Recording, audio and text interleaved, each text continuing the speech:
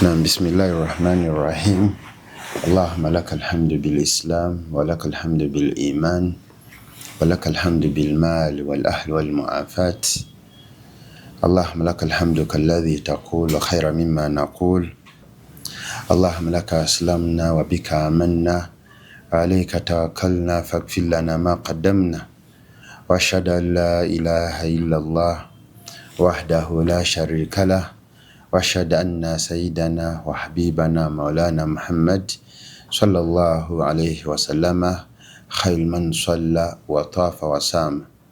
وطاف وصام السلام عليكم ورحمة الله وبركاته الحمد لله abantu baffe ab'ebitiibwa baganda baffe mwenna ababeerako kuno alhamdulillah nga mutulaba tubeebaza okubeera nti mujjumbira okubeera nti musubscribinga mbeerako nnyo naffe tusaba Allah ow'ekitiibwa ayongere okubeera nti atuleeta twongere okwejjukanya ku ddiini yaffe eno nga bwe ntandise nga Allah tumwebaza ffenna abali ku Labbaik Islam Media olw'okuba nti atuwa ekyengera eky'obusiraamu Allah tukusaba ow'ekitiibwa obeere ng'otukumira mu busiraamu obeere ng'otunyweza mu busiraamu obeere ng'otuuka otusiima otuuka otutwala era otutwale nga tuli basiraamu inshaallahu taala bakubiriza okubeera nti mweyongera okubeera nti musero ekitiibwa Muhammad sallallahu alaihi wasallam mu mbeera yonna muntu gwalina okubeera nti osinga okubeera nti oteeka ku mutima ku mwoyo enabbi Muhammadi sallallahu alaihi wasallam olwa hadith gye tuddamu ennyo gyagamba nti walladhi nafsi biyadi la yuminu ahadukum hatta akuna ahabba ilaihi min walidi waladi wannasi ajmain tosobola kubeera mukkiriza okutuuka ng'oyagadde nabbi Muhammadi sallallahu alaihi wasallama okusinga bweyagala so okumwagala nabbi waffe Muhammad sallallahu alaihi wasallama bulimu okubeera nti oyitiriza nnyo akthiru salati ala nabil mustafa Muhammad oyitiriza nnyo okubeera nti omusaalira inshaallahu taala era kya buswavu nnyo kuba nti ku makya tubamusaalidde olweggulo tomusaalidde wakatikati otomusaalidde ku mulimu tomusaalidde so ebiseera byonna biteekemu okubeera nti tusabira ekitiibwa Muhammad sallallahu alaihi wasallam alhamdulillah tutambulira ku ayat eza hijja era nga tuli ku tafsiri eya Allah yagambira nti alhajju ashhurun ma'lumat nti hijja erina emyezi egimanyikibwa naye nga leero tugenda kutunulira alaqat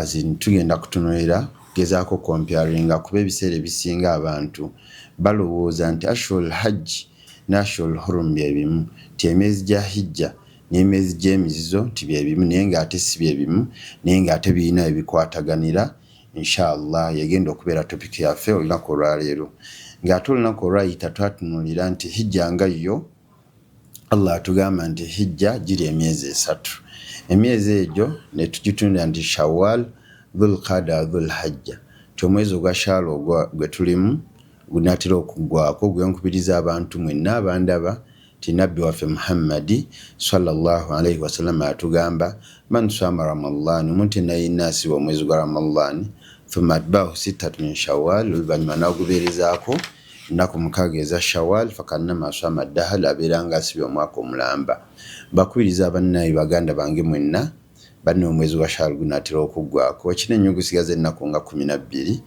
oba 13 so mbakubiriza tugezeeko nnyo okubeera nti tusiba ennaku ezo omukaaga tufunire eddala omwaka omulamba ate era olaba oba ozisibye ennaku ezo obeera oli mu abo la'allakum tattaquuna abaasigadde nga batya Allah abaagambye nti okusiba tekwakomye mu Ramadan ne beeyongeza mu maaso era birago nti omuntu atandise okubeera nti abeeramu abo batya Allah n'okubeera nti asiba ennaku ezo omukaaga eza shawwal alhamdulillah ffe abamu twazimala ne bannaffe baganda baffe abatannazimala tubakubiriza inshaallah taala mbeere nga musiiba inshaallah so myezi gya hijja giri emyezi esatu shawwal dhulqada dhulhajja ne tunulira ti nabbi waffe Muhammadi sallallahu alaihi wasallama yatukubiriza nnyo yagamba nti kuba qala rasulullahi sallallahu alaihi wasallama nabbi waffe Muhammadi sallallahu agamba sanatu nti omwaka 12 shahran gulina emyezi 12 minha arbaat hurum miezi 12 mulimu emyezi 4 nga jamizo thalathatu mutawaliyat yemiezi ate esatu egyo gyemizemu giri next to next azin gyeriranaganye ng'olaba dhulqada wa dhulhajja wa muharram egyo emyezi gya miezi esatu gyeriranaganye wa rajab ne rajabu nga gw'omwezi egyemizo so emyezi gyemizo giri ena naye nabbi waffe Muhammad sallam atulagadda ti emyezi giri 12 era twakubiriza ti nga ffenna bannaayi nga wetwenyumiriza mu kigambo eky'obusiraamu nga gwe omusiraamu kyandibadde kyatteekwa okuba nti okimanya nti Allah akuterawo emyezi 12 yagamba inna iddata shuhuri inda Allahi 12 shahran fi kitabillah yagamba nti emyezi giri 12 Allah gyamanyi era egyo emyezi nga gye gino Muharram, Suful, Rabiul Awwal, Rabiul Thani, Jamadal Awwal, Jamadal Thani paka wotuuka ku mwezi ogwa Dhul Hajj. Era alhamdulillah twakubiriza era tukubiriza abazadde twongera obbakubiriza abaana bammwe oba abaana baffe tubeere nga tubateekamu omusingi gw'eddiini.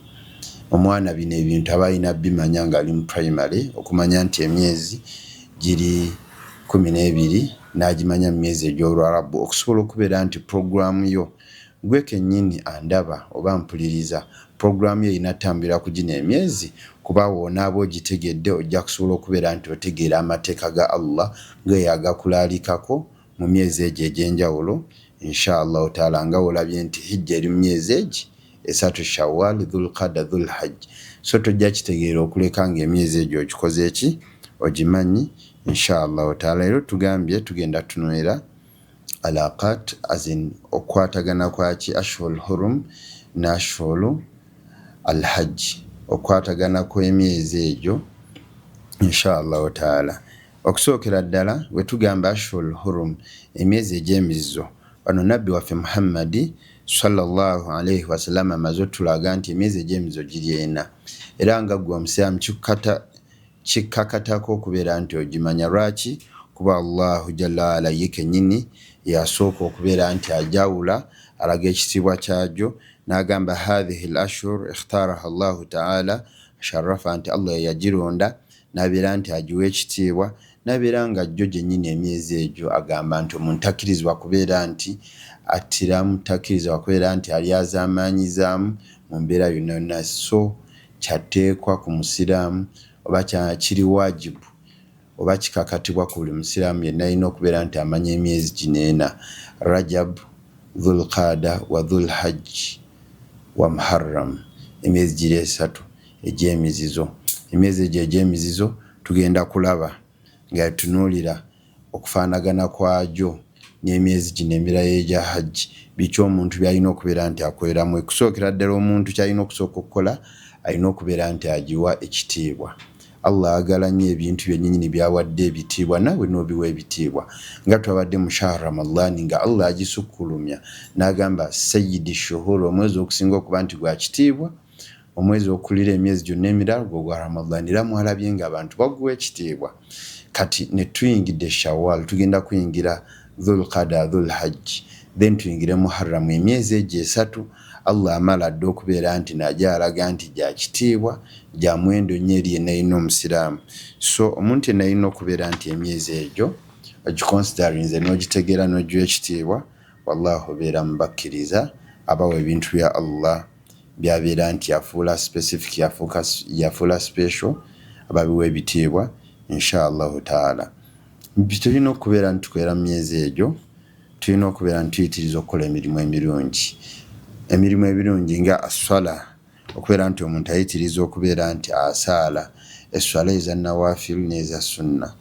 Bino byonna byonna bitulaga twabadde mu Ramadhan nga mawusimu nga season yakubeera nti omuntu akola ibada ayitiriza okukola ibada katumuddemu Shawwal katini sinte tulina kubeera nti tuyitiriza okukola nga bwe twakoze wabula ate oluva mu Shawwal tudda mu myezi gino egy'emizizo egy'enkizo omuntu gyalina okubeera nti najjo annawafi oyitiriza osaala eswala eza sunna tuyitiriza okubeera nti osaala tahajjud tuyitiriza okubeera nti osaalako ekiro tuyitiriza okubeera nti osaala mu mbeera yonna yonna kwa nabbi waffe Muhammadi sallallahu alayhi wasallam omusajja ajjewe namugamba nti wange nabbi Muhammad sallam njagala kubeera nti mbeera naye mujjana namugamba nti mu butuufu nkulamira okubeera nti oyitiriza okubeera nti ovunnama bikathrati sujud, kulamira okubeera nti ovunnama nnyo, okuvunnama ennyo okubeera nti omuntu asaala inshallah taala. So mbakubiriza okubeera nti emyezi gino tugimanya era tweteekateeka okubeera nti ginaaba gituuse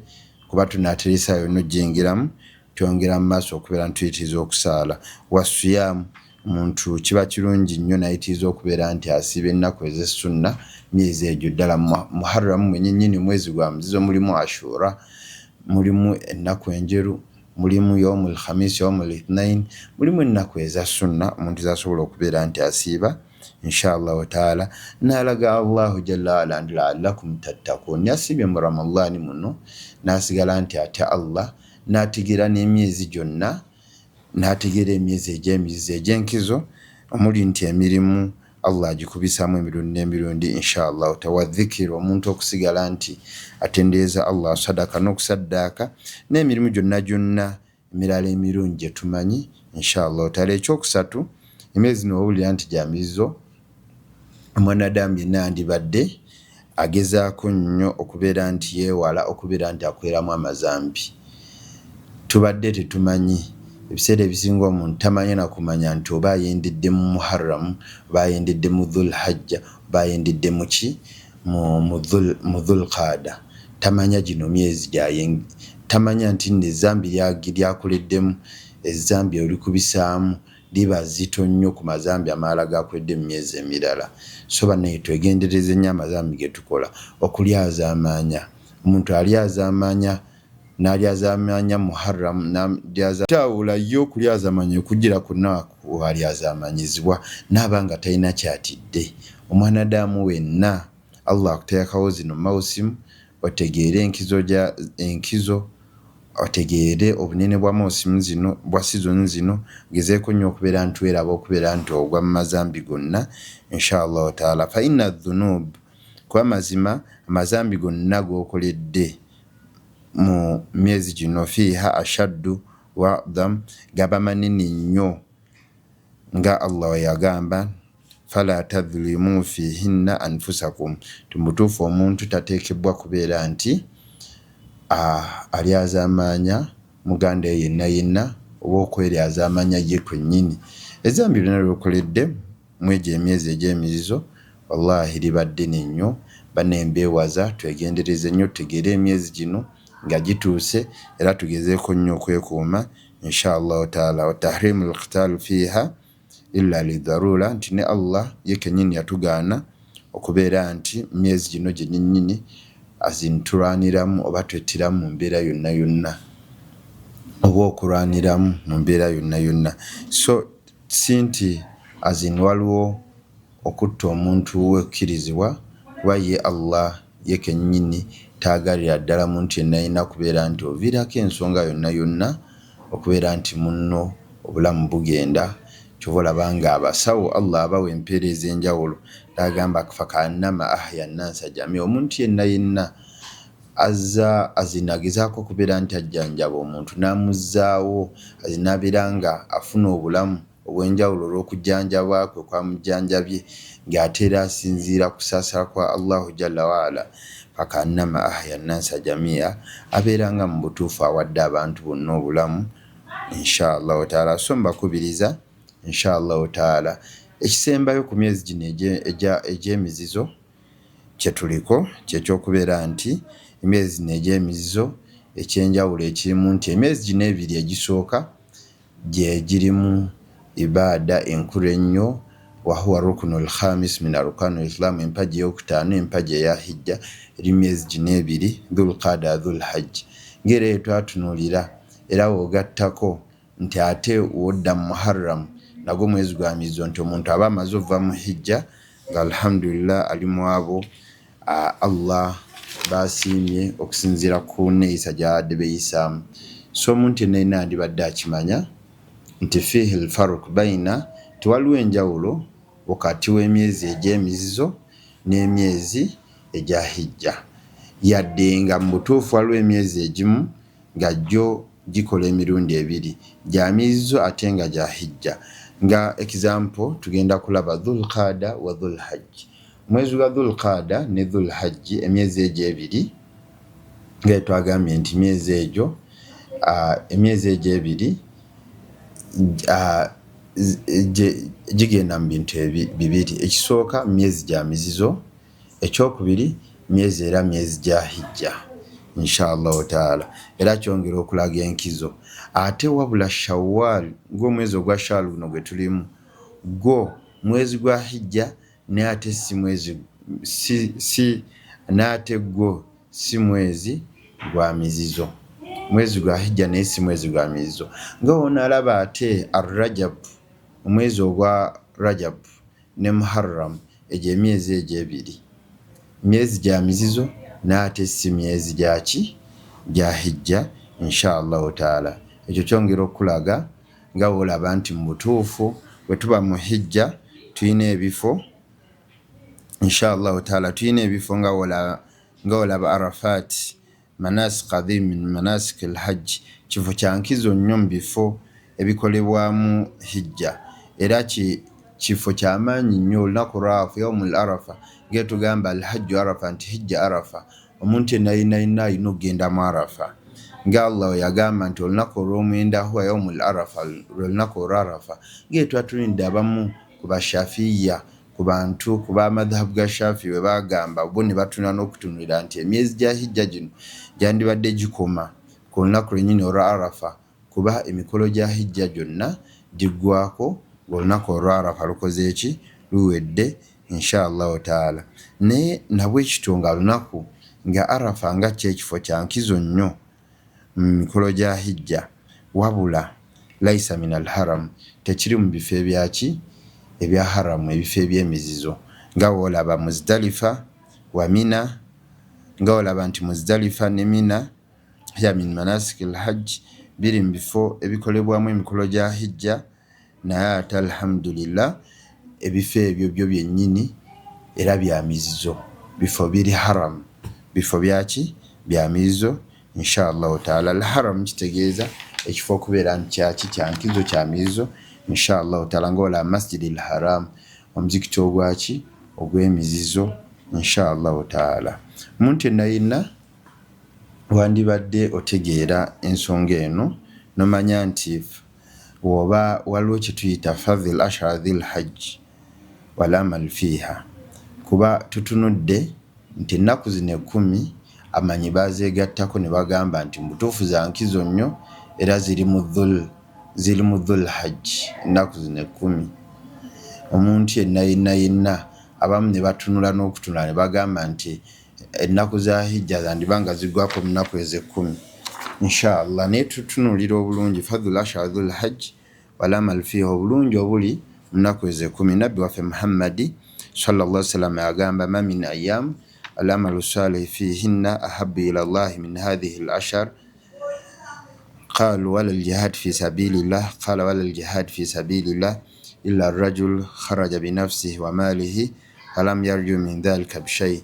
Nabbi waffe Muhammadi sallallahu alaihi wasallam okongera okulaga ennaku zino 10 za Dhul Hajj obulungi bwazo, yagamba nti ma min ayyam, nti mutuufu twali muntu mulimu gwonna gwasobola kukola nga mulungi gusinga mulimu gwakwedde mu nnaku ezo 10 inshallah taala. Era nabbi ne bamubuuza wala al-jihad fi sabilillah, n'omuntu n'aba alwanye mu kkubo lya Allah, kuba ffenna kimanyi nti mu butuufu waliwo nabbi waffe Muhammadi sallama we bamubuuza ku mulimu okusinga okuba nti mulungi, n'agamba albirrul walidain, okubeera nti omuntu agondera abakadde. Oluusi n'agamba al-jihad fi sabilillah, okubeera nti omuntu araana antakun kalimatillahi al-ulya, okulwana okubeera nti erinnya lya Allah oba qawlu la ilaha illallah kiba waggulu ekigambo ekyo inshallah taala. So nabbi n'agamba wala al-jihad fi sabilillah, era mu butuufu omuntu aba alwanye mu kkubo lya Allah tasobola kubeera nti asinga omuntu akoze emirimu emirungi mu nnaku ezo 10 eza Dhul Hajj ezisookera ddala. Tubulanga Allah azirayira wal fajr wa layalin ashir inshallah, ng'etujja otunulira mu maaso eyo nga tuli ku bigendererwa bya hijja inshallah taala. Mpaka yayongerako illa rajulan kharaja binafsihi wa malihi, nti omuntu ayinza okubeera nti agezaako, omuntu ono aba akoze emirimu emirungi gino mnaku zino 10 yoyo aba agenze binafsihi n'omubiri gwe wa maalihi ne sente ze zonna byonna ne bitadda. That means nafiirayo ne mu lutalo inshallah taala. So mbakubiriza mwenna baganda bange ensonga lwaki tulina otutegeera gino emyezi obukulu bwagyo kwa mulimu gino emyezi 3 egya hijja mulimu ennaku ezo 10.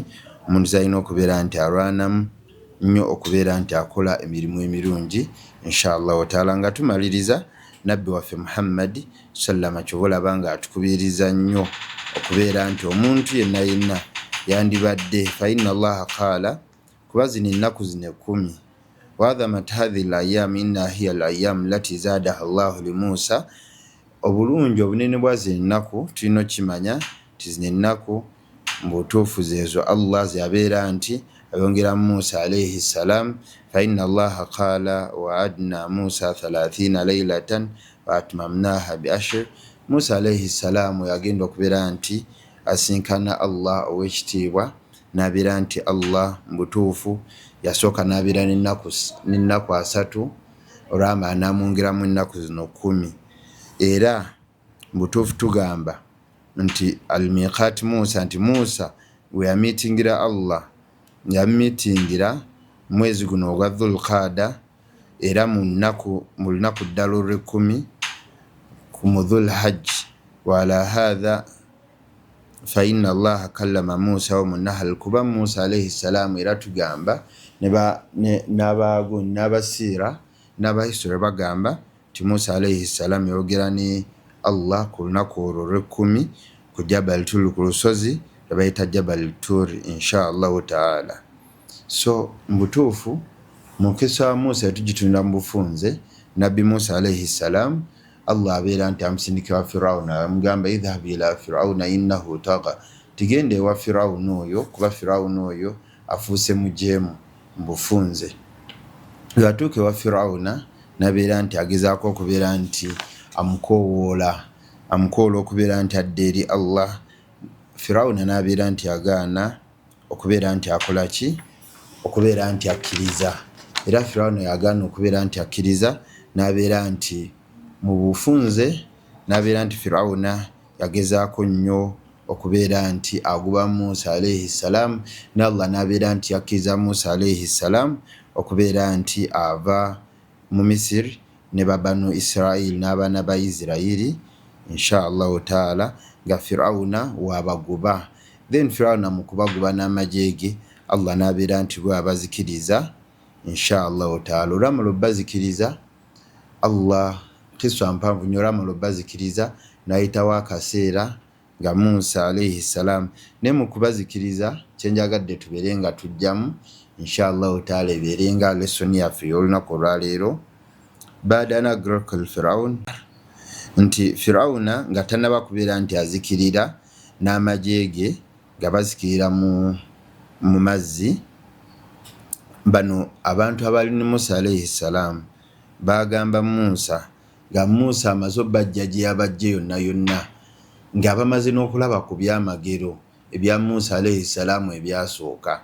Bo bennyini bagamba Musa alayhi salam inna la mudrakun. Qala ashabu Musa, abantu ba Musa alayhi salam bamugamba ati mazima ddala wallahi tuwedde. Omanyi okubeera nti olaba omulabi. Wano kyenjagala ffenna abandaba abaliko ffenna abagenda e Makka, ffenna abatya Allah, abalina ebizibu mu mbeera yonna tukimanye nti mu biseera byonna tubeerenga Musa alayhi salamu nga tuddamu ekigambo kyeyagamba. Kuba mu butuufu Firawuni yali abamazi nga ebatunula basemberedde mazzi tebalina ebayita nga onatuuka tugeze ku Lake Victoria ng'ewasigadde wonna tulina osobola kuyita okuleka okuyita ku Lake Victoria. Kyokka emabega waliwo ayagala okubeera nti akutta, waliwo amagye agazze okubeera nti gakukomyawo gakubonyeebonye nga gabadde gakubonyaabonya n'otulamu nga mu butuufu tolina gyodda. So abantu abo bagamba Musa alayhi salamu nti ffe tuwedde tuzikiridde. Musa alayhi salamu n'abaddamu qala kalla inna ma'iya rabbi sayahdin. Banne ekyo ekigambo kye mbakubiriza okubeera nti inshallah taala tukyekwatako. Bo bagamba Musa alayhi salam, Musa abagamba inna ma'iya rabbi, mazima ddala tetusobola kubeera ntuzikirira, abo tebatusobola, mukimanye nti tulina Allah waffe. Nabwekityo gwe yenna ndaba, gwe yenna mpuliriza, mu mbeera yonna yonna nkimanyi ondaba oli eyo, butuufu obitunulamu tebigatta, otunula embeera gy'olimu tokyasobola, otunula embeera gy'olimu olaba nga atalina step eddako, nemanya wallahi nkukubiriza beera ng'otaakala eri Allah wo. Gamba hasibbi Allah wa ni'mal wakil, obulamu bwo bukwase Allah, embeera yo gikwase Allah. Gamba ofawidhu umurana ila Allah inna Allah basirun bil ibad, ensonga zo beera ng'ozikwasa Allah, inshallah taala Allah ajja kubeera nti azanukula inshallah taala. So mu mbeera yonna yonna ng'owulira mu butuufu oli wekka, ebintu bikutabuseeko, manya Allah oli naye. So mu mbeera yonna yonna gezaako nnyo okuba ne Allah inshallah taala, ng'abalongoofu babeeranga ne Allah waabwe mu mbeera yonna, ng'olaba nabbi waffe Muhammadi sallallahu alayhi wasallam buli kaseera atambulanga ye kennyini amanyi nti ali kumpi ne Allah inshallah taala. Mbakubiriza mwenna abeeteefuteefu okubeera nti mukola hijja, kubeera nti mu episode yaffe eno tubadde tutunuulira nti mu butuufu gino emyezi ebiri egya Dhulqaada wa Dhulqaada ne Dhulhajji girimu ebintu bibiri, myezi gya mizizo ate era myezi gya hijja inshallah taala. So mbasaba inshallah kyo mukikonsideringa kintu kinene nnyo, tugezeeko okubeera ntusaba Allah ow'ekitiibwa atutuuseeyo abagenda tusobole okubeera ntukola emikolo nga tugikola mu butuufu bwagyo inshallah. Tasaba Allah ow'ekitiibwa beere nga tugasa n'ebyo ebigambo byetuwuliriza, tusaba Allah ow'ekitiibwa beere nga tuteekamu abo abagenda okubeera ntuwa emyezi gino ekitiibwa,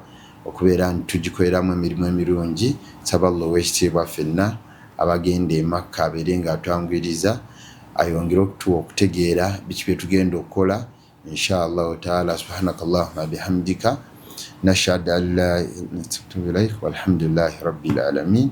Assalamu alaikum warahmatullahi wabarakatuh.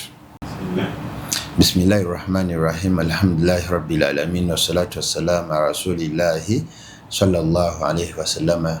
Abantu baffe mwenna, abanuganda mwenna, basiramu mwenna abaagala okubeera nti mutambulako ne labbaika oba abaali batambuddeko ne labbaika, twongera okubeera nti tubagamba nti inshallah taala okusinziira ku dimandi eriwo ebiseera ebisinga tubaddenga n'omulwa zaffe nga zibeerawo mu myezi gye mumanyi August, December, Ramadan ne hijja.